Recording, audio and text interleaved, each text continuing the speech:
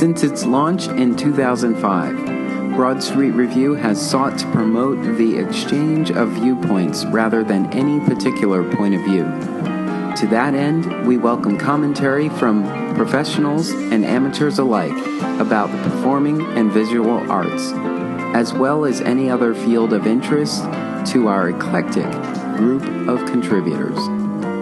The following interview was submitted to Broad Street Review, powered by Rep Radio.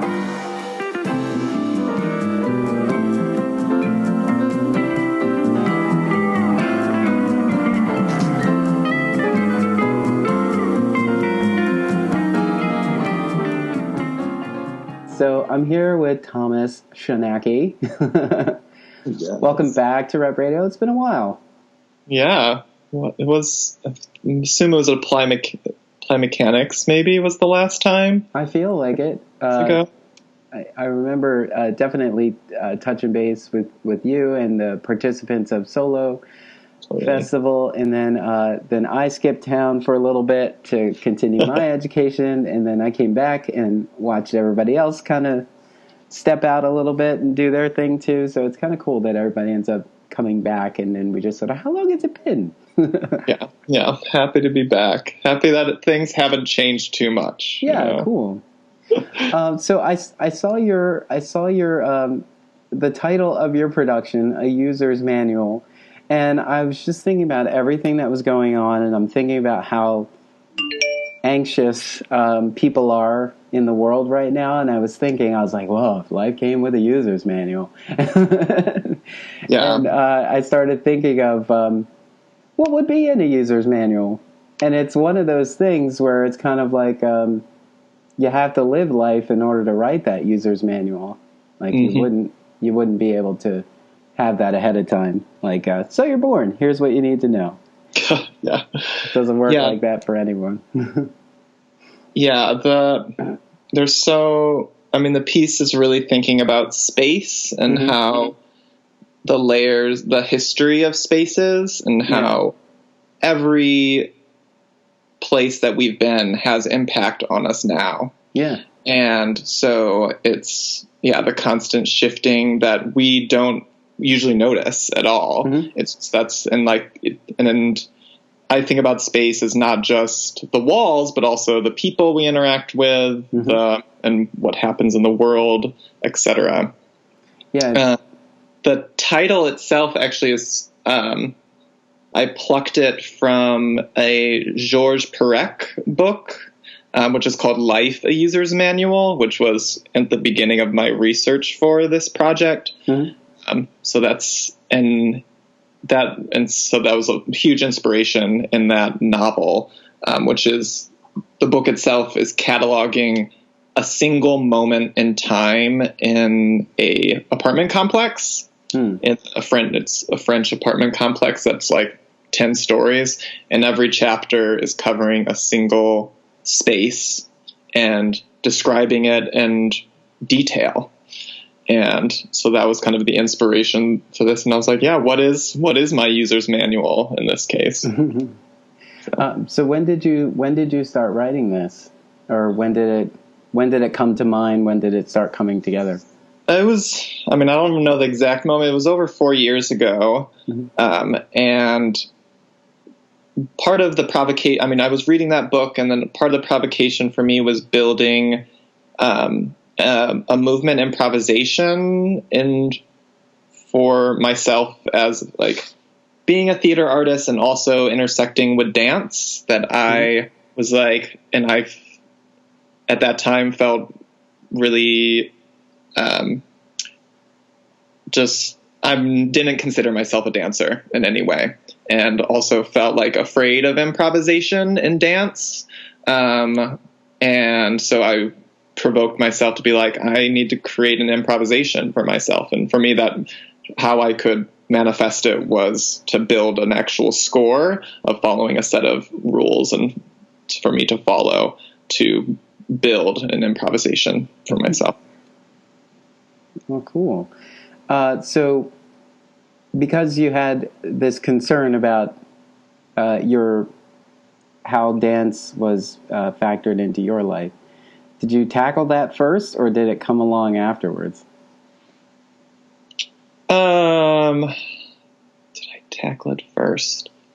I feel it was it's such a process. But I mean, part of it was, this piece for me was the like iteration after iteration that I did of it, that I did like, it really is important to have audience as a part of this piece. Mm-hmm. And for them to experience the spaces that I've been in, and also like build their own memories around their spaces as well. And so for me, it really built itself through trying this set of things out, trying this set of text out and showing it. And then really, more stuff was written, and then more stuff was just disappeared throughout the process. It was like how much material was actually made. Yeah. To what actually exists in the piece is very different from each other. So what happens in your life over 4 years, and how does that work itself into the piece? Because I'm thinking it's 2017, and 4 years ago, probably around like 2013, I guess, at least for me, I wasn't in Pennsylvania at that time. Mm-hmm. I was in New York. And my life was totally different then, where I, at least for me, felt like I couldn't let go of Philadelphia, so I was coming back to Philadelphia more often instead of just realizing, hey, you're in New York. Kind of enjoy this. I mean, usually you take the train up here on a weekend, but now you live... now you can take the train into a deeper part of New York. You can be a part of this, but I was still like running back to what was going on.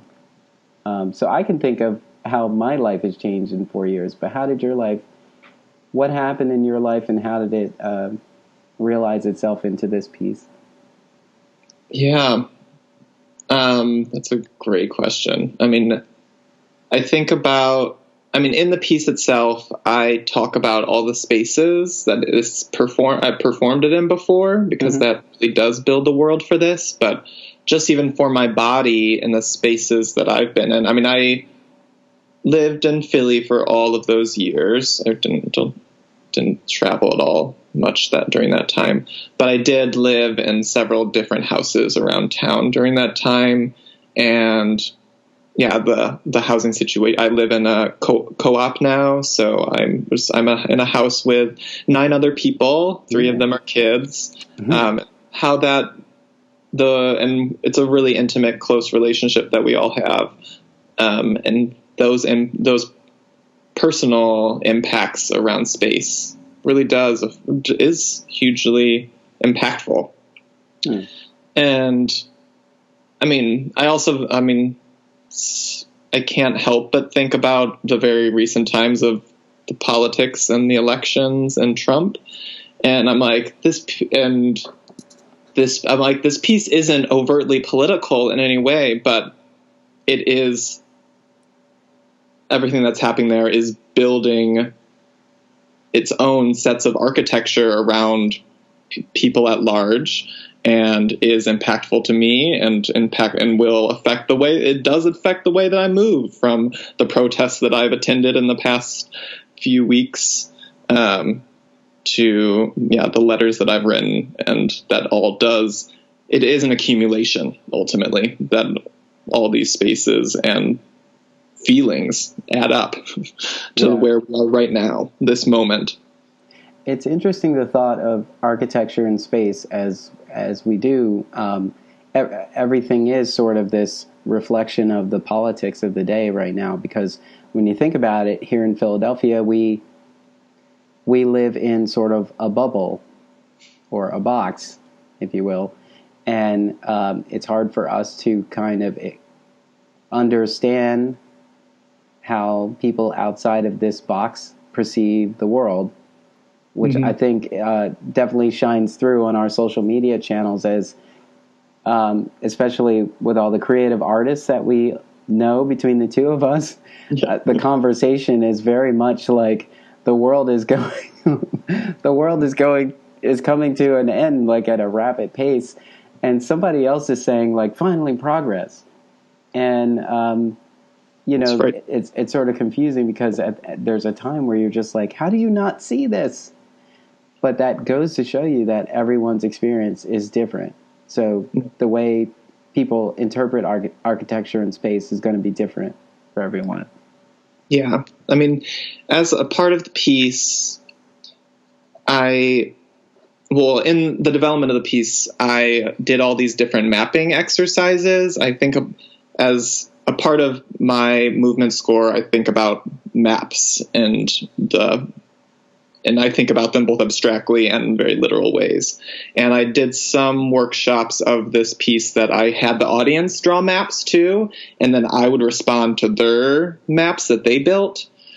And as a part of the piece, ultimately, I was like, I still want some of that texture to this world, because the current, what people are bringing into this room, this performance, is impactful to me.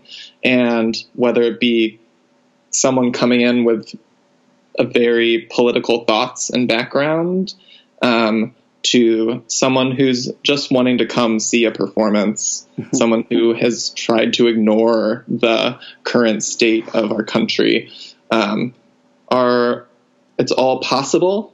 And for the audience, and I really, as like I said before, like the importance of the audience within the work is like, yeah, you are coming with your body to this moment. And I mean, I have something to share, and hopefully give back to you. But yeah, I mean, that's my thought. I feel is dribbling out now of that. It's,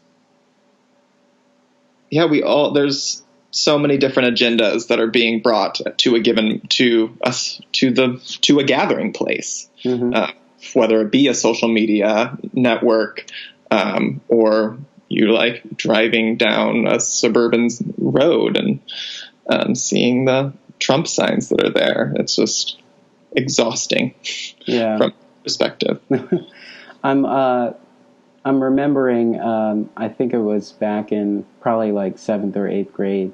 I had a teacher who I'm still friends with on Facebook. I'm surprised that I'm still even communicating with teachers from like 7th or 8th grade. But I remember the class that she had required us to start the class with an affirmation. So we all had these notebooks and we had to write an affirmation, like what was our goal for this class today or our goal for this day. And that was like the hardest thing to think about, partly because we were young, but I guess we kind of have this unconscious goal for every day anyway. Whether it's I'm going to get up and I'm going to go to work, there are several routes that I can choose to take to get to work. I'm not necessarily clear on what's going to greet me along those routes, but that is going to change how this day ends up. That's going to reflect on how this day ends up being at the end of the day. Definitely. And we never, I don't think we ever think about that as on the surface. But I also remember living out in South Jersey, and commuting into Philadelphia. And I took a bus to the bridge, then I would take a train over the bridge, and then I would walk through the park. But I would interact with some people every day, whether it was just I share a train car with this guy. I wonder where he comes from. But we are a part of each other's route without even really communicating. So he affected my space. He was part of my day. And if he wasn't there, I'd say, I wonder what happened to that guy. Is he okay? Yeah, and it makes you think about especially when it's done over a duration of being like, I did take a bus and this train every day, versus being like, what if I did what if I rode my bike over the bridge today? Like, how different that does. It's a very different treatment to your body in that given moment, which could lead you to being like, I'm never doing that again. And that mental, I mean, I'm going to call it a block. I wouldn't say it's exactly that, but of thing like, how that shifts the architecture in your body to being like, oh, not going to bike versus, the continual like repetition of a, stop and go on a train or something like that. That it all is movement in different ways. Yeah, definitely.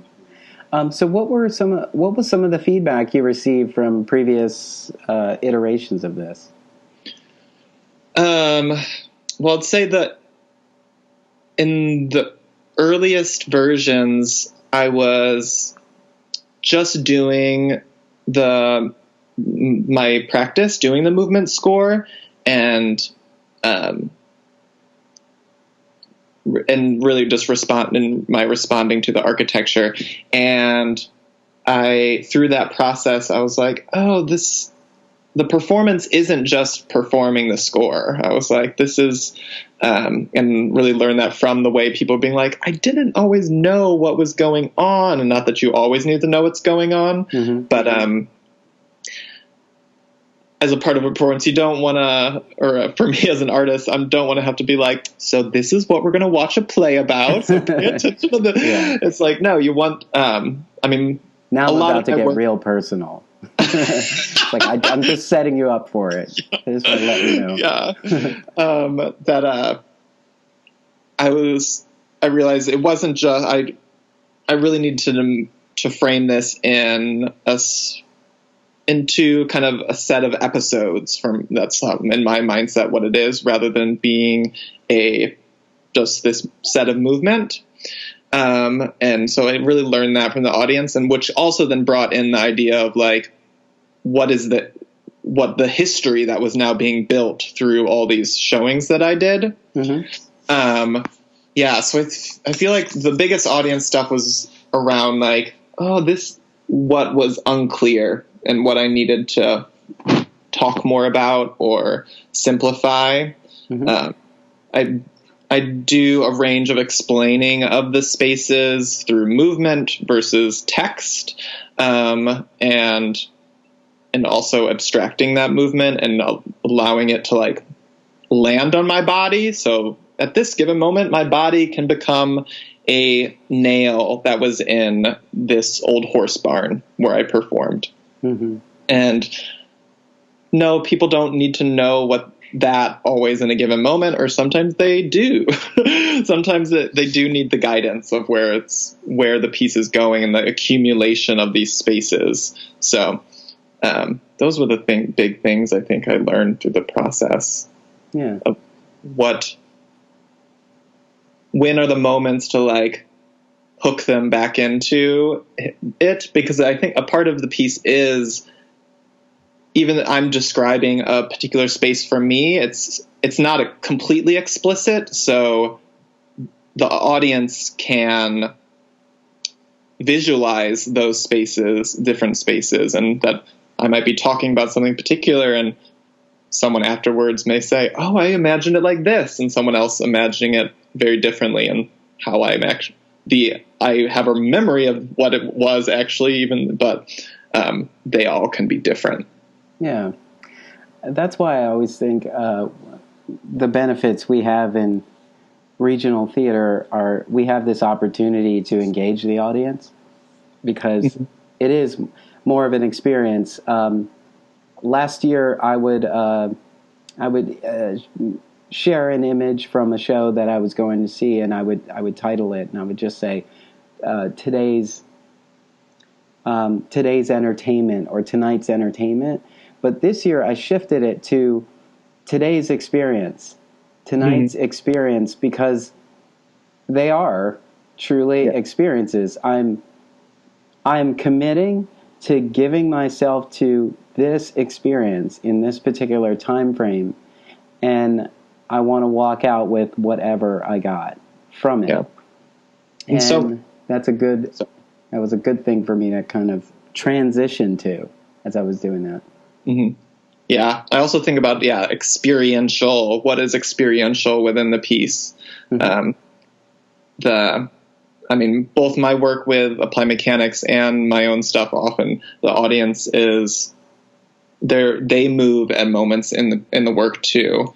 I'm less so for this piece, but I do at least the entrance of this performance, the audience I'll be guiding them into the space, because I do want some self-reflection upon, like, yes, we're moving in space together right now. Mm-hmm. Actually, it's like, there's so much that we take for granted. And as we said before about, like, oh, you don't pay attention to the route that you always take after so long. Yeah. And I'm always get excited by even those times that you take the same route and then you notice something that you're like, has that sign been there all along? Mm-hmm.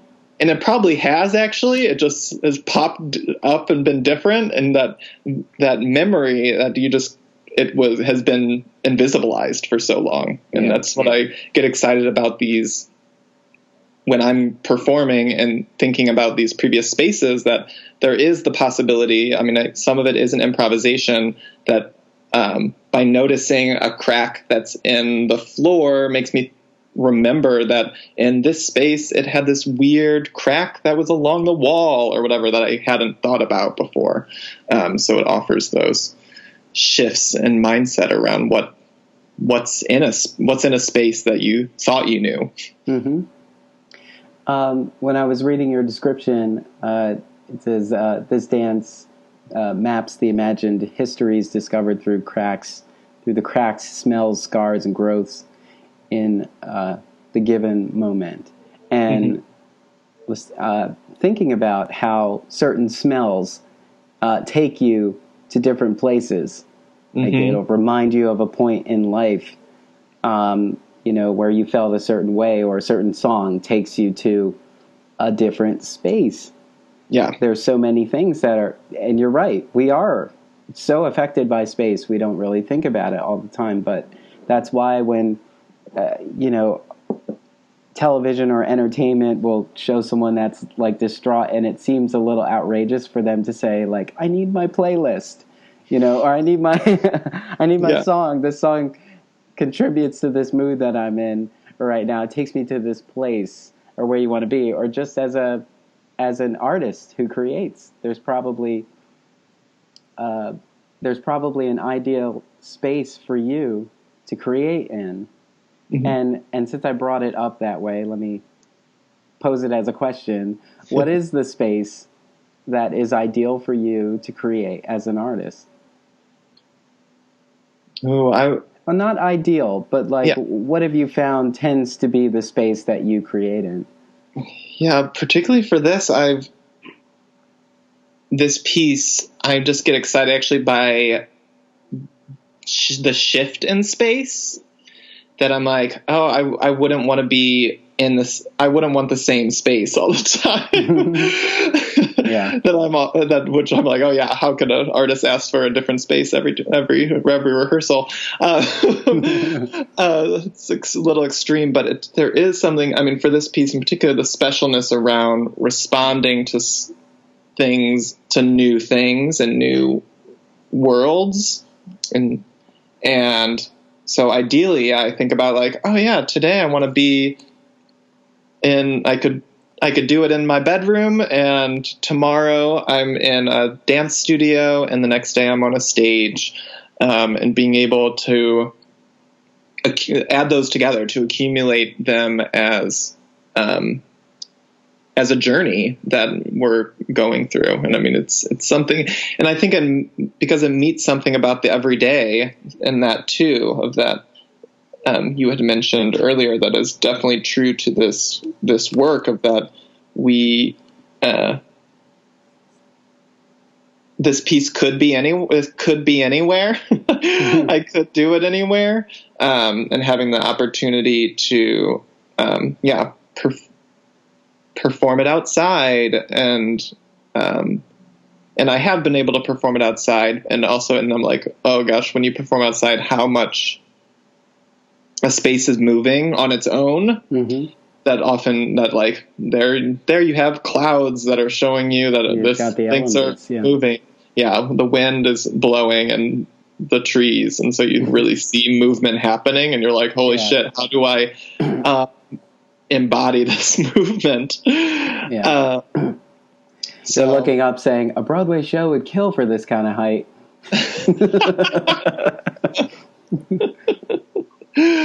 But so I feel my ideal space is just a roving one. Mm-hmm. Cool. Yeah, I also think about there's a company, I forget where they're based. They have a dance truck that they they do these performances in like the back of big like moving trucks and move around. I'm like, that's like as close to like having an actual space, but it's like it's all over the place. Oh wow. That's I think the closest thing I could be like, okay, if it has to be in a single spot, I want a giant truck that I can move around. There was a I think it was a Fringe piece. I think it was a Fringe piece by Kate Wawa. Do you know Kate Watson? Mm-hmm. Yeah. So she did a piece that took place in the backseat of a car. Oh yeah, I didn't get to see that. It was sold out, and I didn't. Or she was in the front seat, and the audience in the back seat, but you could only have 3 people there. And I can imagine how intimate that experience was because you are literally in the back seat of a car. I'm like, what size car is that? Like, can we all fit in here? Have you ever been in this car? And you're looking around, not just the piece itself, but everything around you. You're literally in a box, like being performed at, in a sense. Yeah, I was not able to see that show. I remember I tried to go, and it was crazy sold out. I didn't get to see it either, but I remember it being sold out. Not because there's only 3, but like you just. But I was inspired by that, and actually, I made a show in a car with Alex Bechtel, and Becky Wright directed us. It was called Never Been Stoked, a traveling bromance. 3 audience members in the back, and we drove around. It was like a half an hour long piece that we drove the audience around. Nice. Around Center City area while we performed. I remember your solo performance that took place in your house, in your apartment. It was. I've done several like that, so I'm like, which one? This one revolved around Medea. It was sort of like a day after. What was it? Yeah, was it called Medea? It was Jason after Medea. Yeah, and I remember that saying like, I think there was only room for 6 of us, and we're observing you, but at the same time we're taking in we're in your personal space, and we're taking all of that in too. Mm-hmm. And I remember thinking, like, how much of all of what we're seeing right now is place? How much of all of this is here, or just happened to be there when the doors opened and we sat down? Yeah. And is this any different for you when this audience leaves? Yeah, no, it's still your space. Yeah, my earlier work was really, so much about the site. And I definitely, like, removed things that really represented me, Thomas, and hid them away to only show things that were this character, even though it was in my house or my apartment. And it makes me think about, now thinking about space as the world of a user's manual, but it doesn't. And it could be anywhere. It doesn't have to be in a bedroom, or it doesn't have to be in a theater. Mm-hmm. But that the performance can come alive in any space is I'm just processing the shifts of my yes, it needs the need for something really site specific to now being the possibility of the piece to adapt to any space that it's actually in. Yeah. Does the Beard Cave lend anything specific to this piece? Well, and because of its the history of its space is kind of the big thing for me, is that was formerly the West Philly Bike Church for the Neighborhood Bike Works. Mm-hmm. They've now moved, but it's a space I knew in that way. And to like enter it now, when I saw a show in the space in the fall and was like, there's still like remains of graffiti as you head down into the space of all these bicycles and such. And then you enter the space that I like remember as like a mess with tons of bike parts, and they helped you fix your bike with you. And to see it now shifted and like what remains of that previous space, or what's been hidden away, and now what is it shifted into, which is mainly a rehearsal space, but also has performances there. The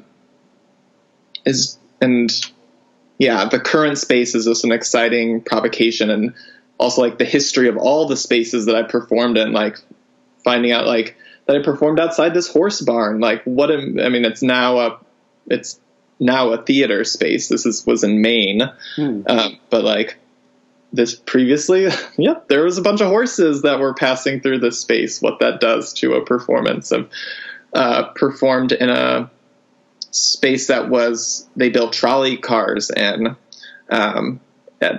at one point, but now is a performance space. So it's also like really interesting, like what is the history of performance spaces too, because they often are repurposed from something very different before them. Big warehouses that were once one thing have now become something else.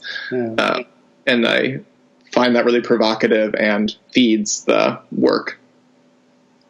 I often have a thought of solo performance and smaller productions that are kind of uniquely Philadelphia, produced by Philadelphia artists, and then I wonder how would this production be received outside of the region? And I think about something that might resonate with us as Philadelphia artists and lovers of art, and with a familiarity of the creative space that is here in Philadelphia. We're definitely receiving this differently than say Maine, or say where are you again? Virginia or Washington College? In Maryland, yeah. Maryland. So I always wonder if that's ever a before thought in your mind when you're creating. Are you thinking globally, or is it even a thought that matters at the time? I would say doesn't really matter. However, it was a process, because all the early times the first like 2 years, I would say I performed it only in Philly, and I had built this whole set of text that was explaining these spaces, that I started with explaining these spaces, and was very intimate to people who know Philadelphia. I'd be like, and then I performed in Northern Liberties and this in a space, and I wouldn't explicitly name the spaces, but I wanted it to be described, but I was naming neighborhoods or streets that they were near, which built a map for the audience. And then I started performing it elsewhere, and I was like, oh, I really can't say some of these things, because what does Northern Liberties mean to somebody who in Maine or in Atlanta when I performed it down there, or in Brooklyn? And so I had to make a shift there, and actually I stripped most of that really pointing at place out of the piece. And really I was like, these spaces could be anywhere for these people, and by me naming or describing a particular thing in a room, being like, oh, it had this very arched ceiling, or had these metal bars that crossed through the middle of the room, I wanted people to be able to visualize that for themselves, or place a space that they're like, oh, I've been to a space like that. That's became more exciting for me, rather than being like, and it was at this spot on Yeah. Just north of Girard, and another one being like you have to go. There's a placard there. You don't miss the space or the experience. And there's value for both of it too, for both of those options too. You know, if it is a space that you're familiar with, you have a different take on it. But if it's a space that you're not aware of at all, it makes you wonder. It's like, I wonder what that space is like. In general, I'm getting it through the voice of this artist, but I wonder what it would be like for me. And I wonder if this is going to be a moment that sticks out for me when I do have the opportunity of experiencing that space in real life. Totally. So yeah. There's always layers. There's always layers in the creation of art. Definitely. And all of it is, destined to be explored. What do you hope an audience will take away from this production at this point in time? I would say it's importance around, like, to not invisibilize the choices that they make around their movement, and to notice and to bring attention to that, and how that the things that you might ignore have actually been manipulating the way you move, or being like, from like, oh, this is placing my bed in this particular way in my room actually changes the way you move in a space, and that the way we interact with objects actually is hugely impactful to the way we move through life. And so there's something about just bringing more attention to those decisions around space and objects and architecture. And yeah, I think it's important for us to notice what's happening. I mean, to speak specifically about Philly, I'm like, gosh, if you actually think about architecture on a wide scale, you're like, oh, look at the skyscraper that's going up, that's going to be one of the tallest in the country, and soon enough. And that you can, like, what the skyline of Philadelphia is shifting can actually, how that can shift our mindsets, shifts the way we move in space, and by something so that you can look at any morning in Philadelphia. And to things that are that large, to little things from in your house, the way, like, how bright your lights are in your room. Maybe that makes you upset every morning. If it's so bright. You're like, I can control these lights on my phone now, so I'm going to create a mood that never changes in here. But but ultimately, these things do shift the way we think and feel, really, and how we should take ownership of those things and try and make it better for ourselves. I will tell you, if you come to my apartment, let's say you came to my apartment tomorrow, and then you came back to my apartment in a month, you would have questions, because everything changes all the time. Totally. Sometimes I'm just sitting there and I just visualize this space as something different.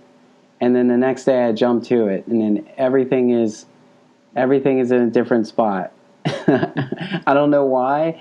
I think it's an idea of just sort of keeping things fresh, or just trying to figure out how that would feel for a while. Let me sit with this. Let me move this over here and sit with that for a while and see how that works, and kind of see how long I can tolerate it. Because at the beginning we were talking about, the fluidity of changing spaces is actually a benefit to creative artists in general. Like, we're constantly thinking about, oh, if I just had a space that I could, do all my work in, that would be great. Now that's one thing to say, but in that space you have the versatility to recreate and tell different stories by shaping and framing that space. But when you live in a space that you can't, it's not as easy for me to just pick up and move. First of all, my friends won't help me pack that often. So you have to look at like, what can I do differently in here that just makes it feel like something changed? Mm-hmm. And how would that change make me feel? And will it allow me to be more productive? Will it allow me to wake up with the sun? If you can get more light in your home by doing this one thing, or block it out by doing another thing, even just like the importance of having a clean room versus other people who don't want a clean room. Like the ability to just like throw your clothes on the ground and be like, I'm not going to worry about that for a few days, like that. And that will then shift the way you move in your room. Like, are you stepping on those clothes? Are you getting out of the way of them? Versus being like, I must have a clean space to be able to move through a room. Yeah. Are all, really lively. Like, oh, I want to be able to, see the sun. So I should not have my bed in this direction at all. I mean, like, it suddenly makes me think about all the feng shui things. I'm like, maybe would not say that's a part of my work here, but it is in that same vein of like, by helping it's so much about movement and of space, of like giving a proper amount of yin and yang. I always think about that in TV shows and play productions when, if the kitchen on this set has an island, it's thinking like, they've got an island because they've got to address the audience. But would that island necessarily work out? Would it be necessary in their home?